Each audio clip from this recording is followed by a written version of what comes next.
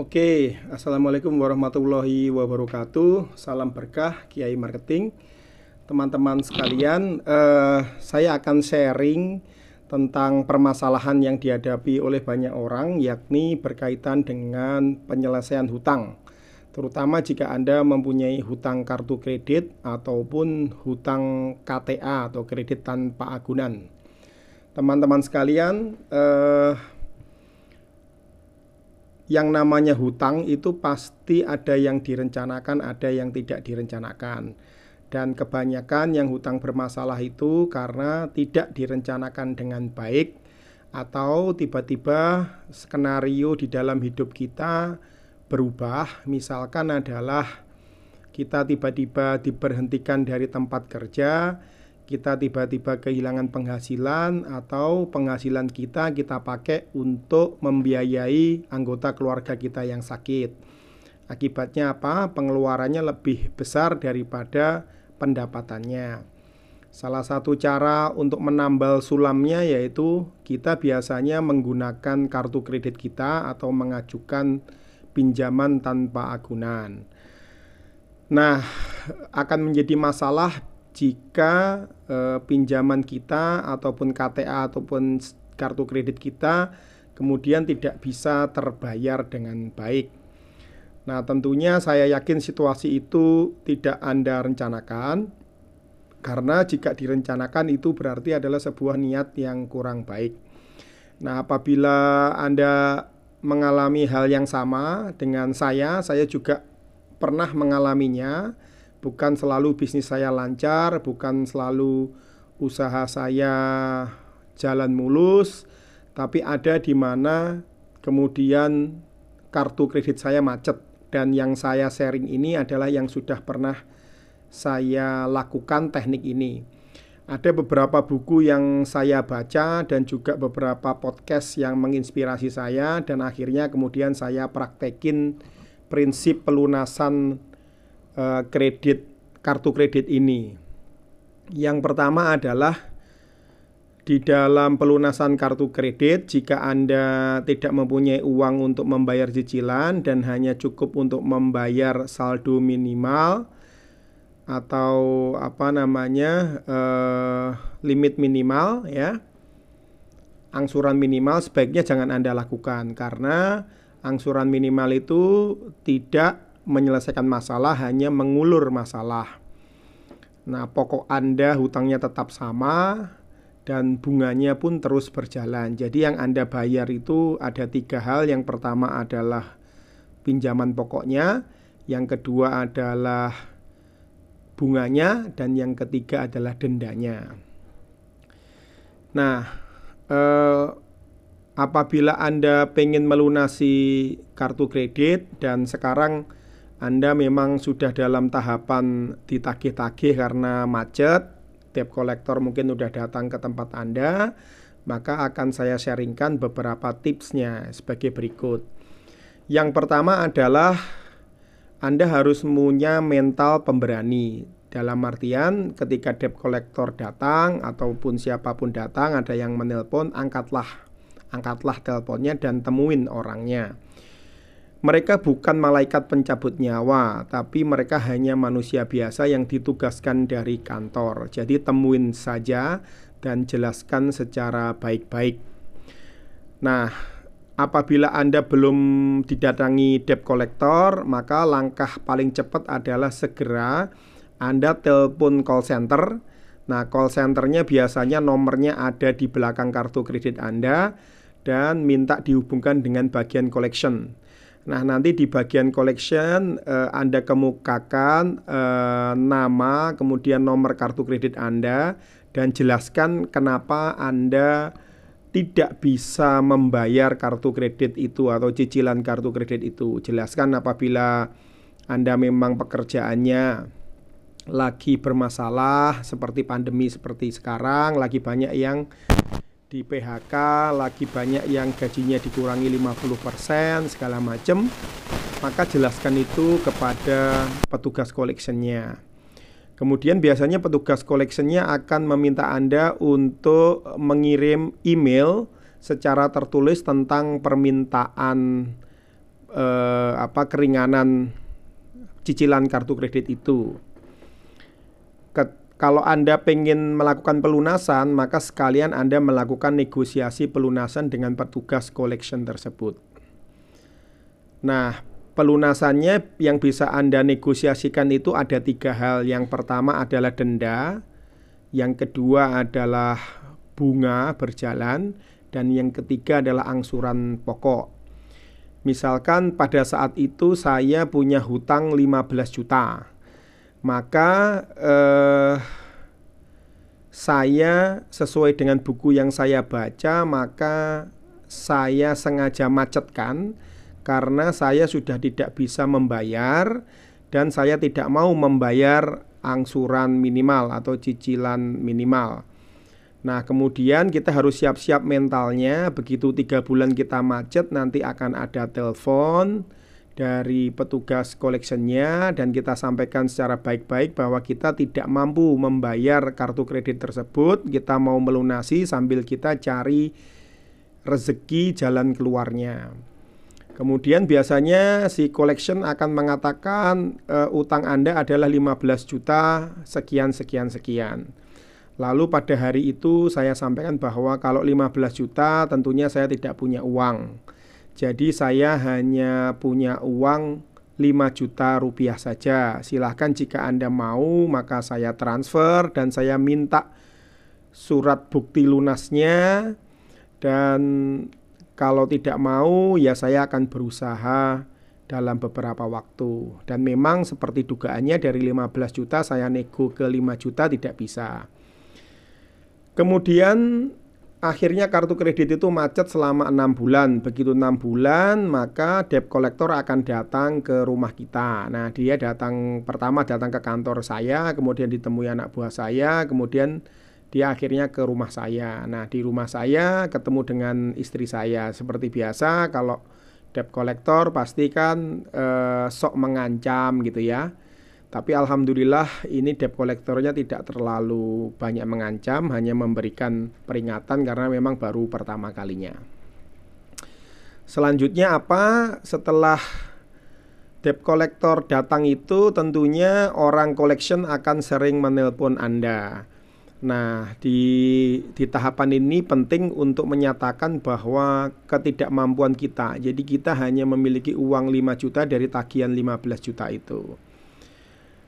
Dan apabila tidak membayar, apabila tidak mau, maka saya tidak akan membayar dengan alasan bahwa ya memang saya tidak punya cash sama sekali. Ya. Yang saya punya hanya misalkan sepeda motor, dan sepeda motor itu pun mungkin kreditan, mobil bilang aja mobil kreditan, rumah pun juga rumah kreditan. Jadi pada posisi itu adalah kita mengkondisikan bahwa kita dalam keadaan terdesak.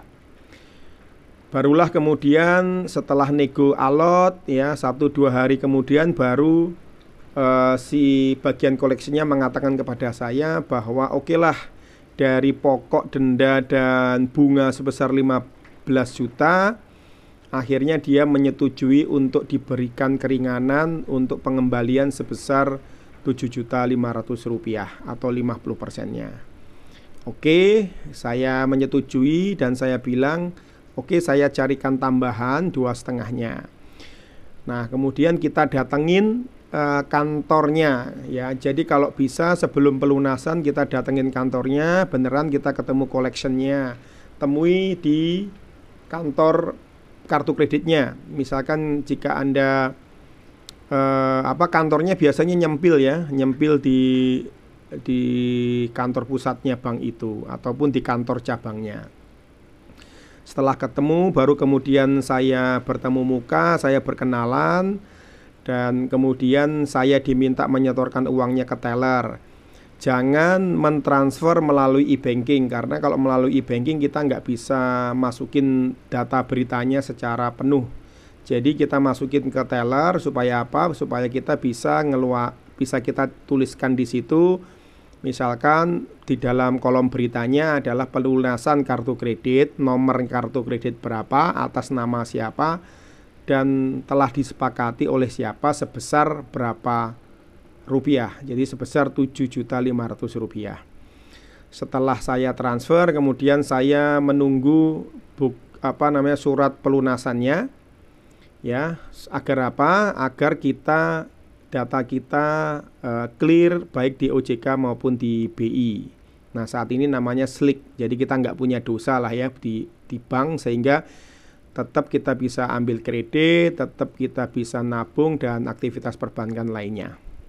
Oke, setelah itu proses selesai dan saya mendapatkan surat keterangan lunas hutang itu melalui email. Teman-teman sekalian, bagaimana jika surat hutang itu belum ada pada saat Anda membayar? Ya, sebaiknya Anda cancel dulu sampai Anda pastikan ke petugasnya bahwa sudah disiapkan draft surat lunas hutang tersebut. Nah, kemudian pengalaman saya kemudian dalam hari itu juga ya, surat lunas hutang kita sudah selesai. Kalaupun berhalangan paling nunggu sehari. Nah, kalau nunggu sehari jangan mau ya. Pokoknya kalau hari itu ditransfer, hari itu minta tolong dibayarkan. Oke, itu secara teknisnya. Nah, secara psikologinya seperti apa? Tentunya kita harus kompak dengan istri kita dan anggota keluarga kita.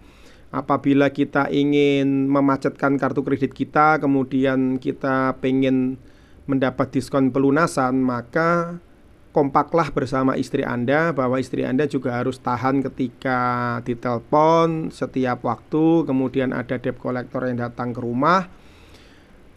Mentalnya harus Anda siapkan dulu, ya. Tidak boleh kemudian panik, tidak boleh histeris, atau tidak boleh takut ya. Biarkan saja kalau misalkan debt collector itu agak membentak Anda atau segala macam, Anda bisa mengeluarkan peraturan penagihan utang atau peraturan debt collector yang dari OJK. Anda print aja bahwa di situ ada beberapa kaidah penagihan hutang oleh debt collector. Misalkan adalah debt collector harus membawa name tag atau kartu nama dan keterangan yang jelas. Kemudian yang kedua, dia harus membawa surat tugas dari perbankan dan memang adalah bagian dari pegawai perbankan meskipun itu outsourcing. Kemudian yang ketiga adalah dia tidak boleh menggunakan kata-kata keras atau verbal secara keras ya, atau mengintimidasi. Kemudian berikutnya dia hanya boleh menagih ke Anda dari jam 8 pagi sampai dengan jam 8 malam. Jadi kalau sudah lebih dari itu Anda boleh mengusirnya. Oke, paling debt collector saat ini hanya menggunakan kata-kata yang sifatnya verbal. Jadi kayak nadanya ditingkatkan saja, kemudian wajahnya mungkin dibikin lebih garang, padahal sebenarnya ya biasa aja. Nah, itu kita harus mampu mengatasi intimidasi itu. Berikutnya juga intimidasi melalui telepon. Ya, silahkan diangkat dan diceritakan tentang kronologis kejadiannya mengapa kita tidak bisa membayar kartu kredit itu. Misalkan tadi dikatakan bahwa kita sudah terkena pemutusan hubungan kerja, kemudian kita hanya mempunyai uang 5 juta dan sedang menunggu proses negosiasi dengan bagian collection dari bank tersebut. Ya, biasanya kalau sudah kayak gitu dia akan mereda. Nah, secara emosional kayak gitu harus disiapin mentalnya istrinya, mentalnya anak-anaknya juga. Kemudian yang terakhir adalah secara spiritual. Secara spiritual kita harus kuat bahwa yang namanya hutang itu pasti akan diberikan jalan pelunasan oleh Allah jika kita memang berniat untuk mengembalikannya. Nah, sesuai dengan janji Allah bahwa mengharamkan riba dan menganjurkan sedekah sebanyak-banyaknya. Nah, supaya terbuka hatinya si debt collector ataupun si petugas collection yang menghitung seberapa kita akan dapat diskon pada saat masa pengajuan itu. Silakan Anda banyak bersedekah dan mendekatkan diri kepada Tuhan Anda. Kalau Islam ya kepada Allah Subhanahu wa taala, dan melaksanakan sunnah-sunnah untuk memperlancar pembayaran hutang itu. Misalkan Anda tertibkan sholat 5 waktu, kemudian Anda melakukan sedekah setelah waktu subuh, kemudian Anda berpuasa Senin dan Kamis atau puasa Daud kalau bisa, kemudian Anda membaca Al-Quran di pagi dan sore hari, dan jangan lupa Anda membaca surat untuk memohon pelunasan hutang Anda atau doa untuk pelunasan hutang Anda. Oke teman-teman, sekian sharing saya, semoga bisa membantu Anda melunasi tagihan kartu kredit Anda dan mendapat bunga diskon yang besar, sehingga hutang riba Anda bisa selesai. Dan saya harapkan setelah Anda mengalami masalah berkaitan dengan kredit macet, hutang yang bermasalah seperti ini, didatangi debt collector, semoga Anda kapok dan semoga Anda tidak berhutang lagi di kemudian hari yang membawa kepada ketidaktenangan hidup kita. Nah, sekali lagi rencanakan hutang Anda kalaupun memang Anda tetap berhutang, dan gunakan hutang Anda itu hanya untuk kegiatan yang produktif, misalkan untuk memperkuat modal kerja usaha Anda. Jangan menggunakan hutang untuk gengsi dan untuk gaya hidup. Demikian dari saya. Wassalamualaikum warahmatullahi wabarakatuh. Salam berkah Kiai Marketing.